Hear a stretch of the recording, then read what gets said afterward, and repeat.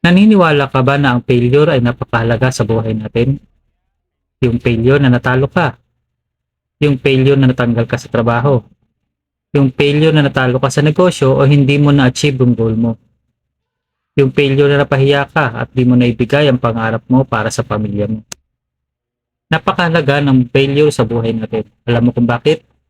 Dahil yan ang pinakamagandang teacher sa buhay natin. Tinuturuan ka niyan para maging malakas.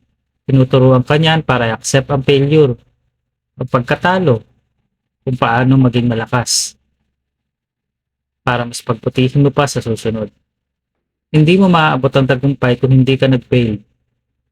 Kung hindi ka nagpe-fail sa buhay, ibig sabihin, hindi mo sinubukan para makuha ang goal mo.